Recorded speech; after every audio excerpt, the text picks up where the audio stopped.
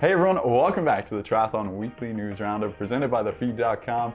My name's Travis, and I actually think this will be the last weekly news roundup of the year as the season quickly comes to a close. I can't believe how fast the year has gone by already. I don't know if you guys feel the same way, but I'm working on some other things to get ready for 2024, which I'm pretty excited about. But there will also be so many other videos coming out before the end of the year. Of course, talking through all the top performances and doing a top 10 series like I did last year. So stay tuned for that. But we've got lots to dive into this week, a ton of news. We had two races this weekend, Harvey Bay 100, a smaller race, but then we also had Challenge Canberra, which had some good names on the start list. Daniel Bækkegård finally got his first win of the season, as well as Els Visser took the win on the women's side. She literally gave it her all, as you can tell by this image. She out-sprinted Fenella Langridge right there at the end. So yeah, some great racing over there in Australia. A lot of those athletes racing in Western Australia coming up, which is one of the last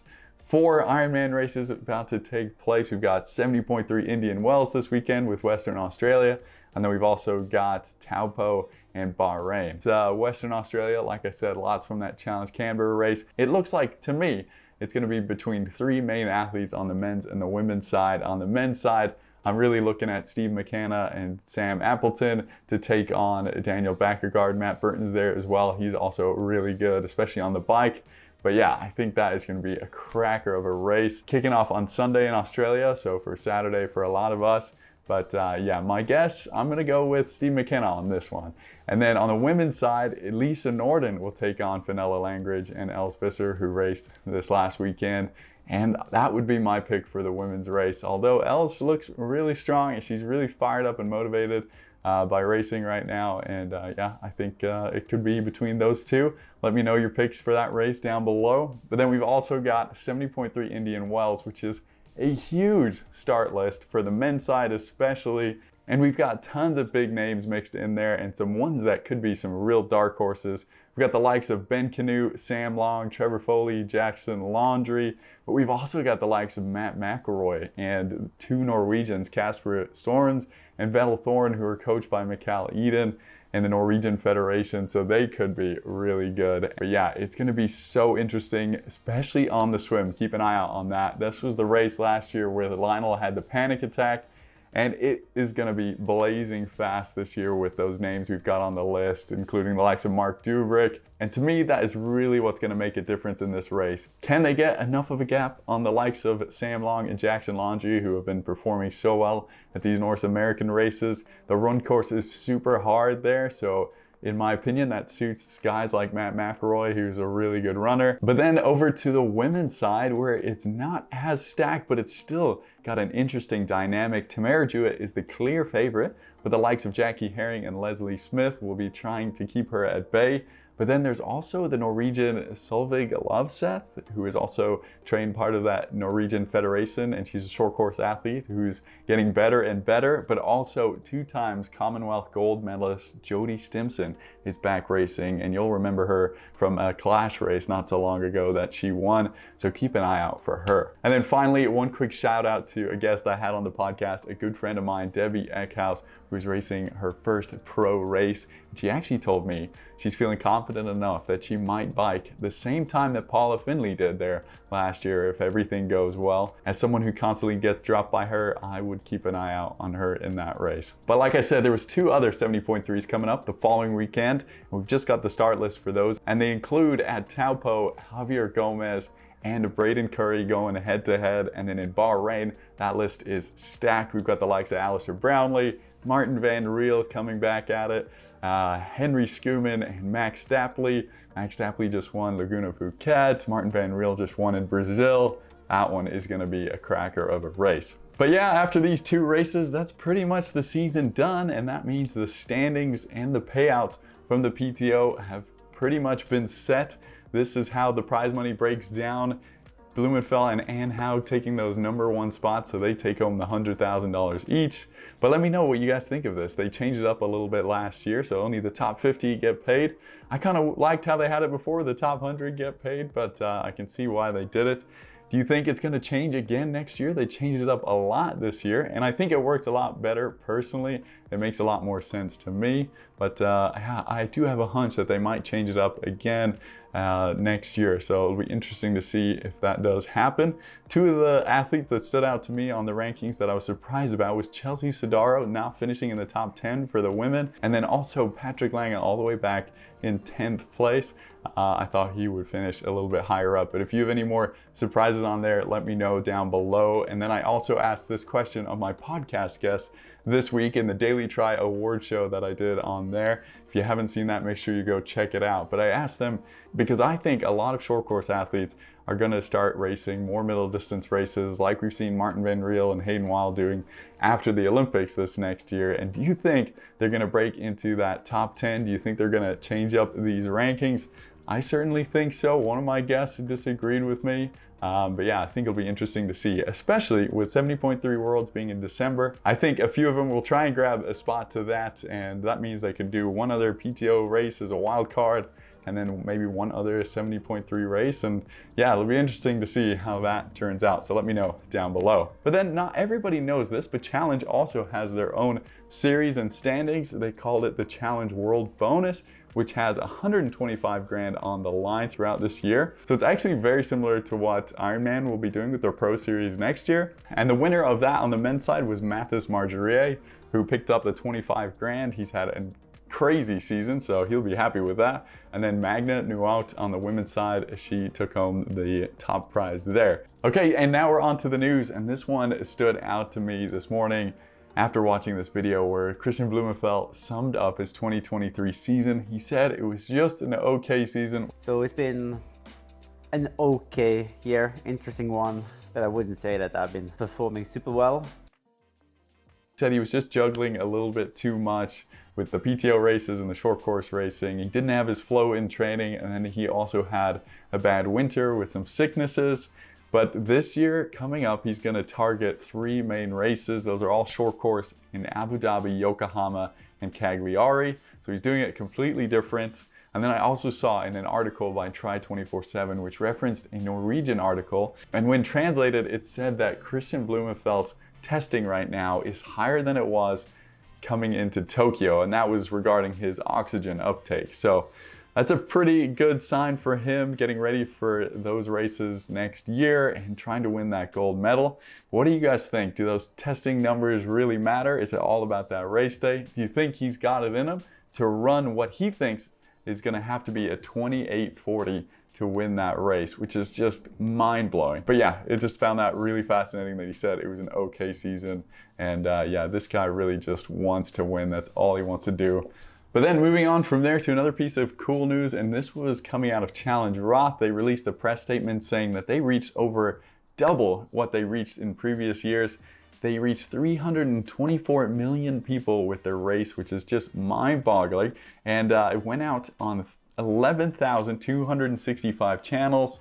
And now their PR value for the first time ever exceeds 100 million euros, which sets them into a new ad category, I believe. But yeah, to me, that was just super exciting to see how much that race is growing. And after I was there, just the army it takes to put on a production like that, it was just mind-blowing, and we never really get to see that. So yeah, you're really excited to see that race and be there again next year. And yeah, hopefully they keep it growing.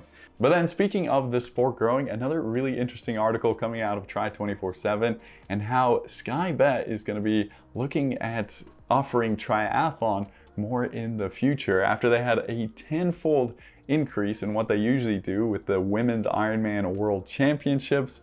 And yeah, they just love what they're seeing with the PTO series as well as the Ironman Pro Series coming out, and how they also could be using TriRating.com and his analysis for future market reasons. And yeah, I thought that was just interesting to see how triathlon's getting more global eyeballs. I just think it's a good sign that triathlon is catching more of an eye out there. And yeah, I thought that was an interesting piece of news. But then you probably heard of this and seen this already. Joe Skipper competing in the Hyrox fitness event, which looks extremely tough, and I'm not sure how many triathletes are actually strong enough to compete that event. If he barely was able to do it, and I know he's big into strength training, can a lot of other triathletes do it? I know personally there'd be no chance I'd be able to do that.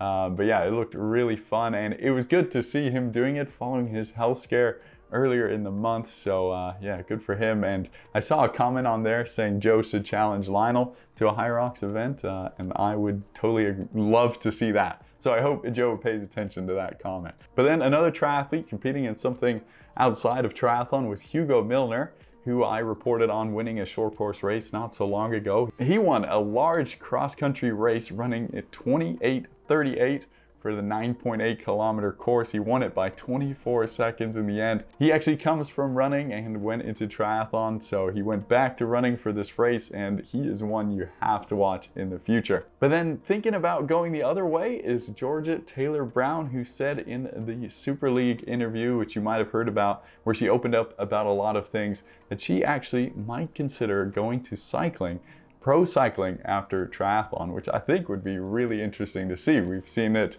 the other way a little bit, but not so much from triathletes going into pro cycling. So yeah, I would love to see that, but I really hope she would give long course a go before she jumps over to pro cycling. And then final piece of news is Matt Hansen's going to be going for a sub 2:18 marathon at the California International Marathon, trying to qualify for the Olympic trials, which takes place in February.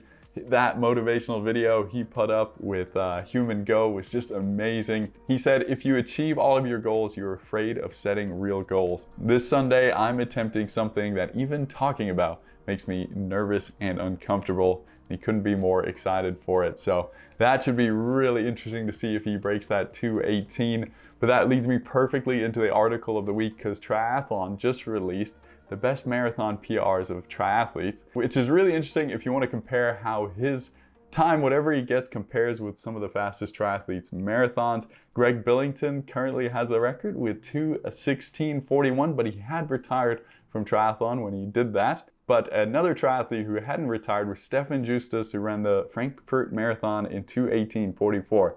So he could take the title with his sub 2:18 if he does it. And then I'm sure you could guess who has the fastest female marathon time, and that is Anne Haug. She ran a 2:36 back in 2016, and she thinks she can go sub 2:30 if she did the training for it. But then speaking of fast runners, moving on to the video of the week, and this was an awesome one released on Beth Potter's YouTube channel. We hadn't seen something on there for quite a while, but this one was well worth the wait. It was just so well put together. I love artistic videos like this. It just talks about how she's risen up from her disappointment of the Rio Olympics to then becoming world champion in triathlon, despite all the doubters, despite going through some really tough times herself. And yeah, to becoming world champion is just amazing. I think she's the biggest challenger to Flora Duffy for the gold medal in Paris, if Flora can make her comeback in time. And yeah, what I really liked from there is that she said she enjoys the sadistic pain, which is, I think, something you have to if you're gonna be the #1 in the world. She has that champion's mindset, and she is super competitive, which I love. But yeah, fantastic video. Highly recommend checking it out if you don't know too much about Beth Potter. Super inspiring. And then finally, onto the hot question, and I love this one. This one comes out of a Talking Triathlon episode with Taylor Knibb, and she has quite an interesting suggestion where she would like to see the PTO distance, the 100K distance, added to the Olympics. The reason she said this is she says the likes of Beth Potter and Lucy Charles Barkley probably won't ever get to race each other, so it would be great to have a distance where both of those athletes could race each other at the Olympics, and I couldn't agree more. That would be so amazing. I mean, that's what the PTO has wanted since it started, to have the best athletes racing the best, and that distance seems to be a decent in between. It probably definitely favors the short course athletes, I think, a little bit more. But yeah, it might allow for someone like Lucy to race in the Olympics again. And yeah, we might see something like Beth Potter and Lucy Charles Barkley racing each other, which I think that is what our sport needs for sure, is to bring all the athletes together to race the big races. So let me know if you guys agree with me. Maybe I just got too excited and I'm not thinking of the drawbacks of that. Do you think people would be interested in watching that 3-hour-long race? I personally think so. With the media and social media these days, I think it definitely could draw a lot of eyes. So let me know what you guys think down below. And that's it for this week's news, and possibly the year's news, although I might make something next week regarding Indian Wells and recapping the races. So stay tuned for that, as well as a lot of other top 10 videos coming up soon. And my Magnus 150-day challenge is still going, if you're wondering. And if you want to join in, just message me on Instagram. More than welcome. But for now, thank you so much. Have a good one. Bye.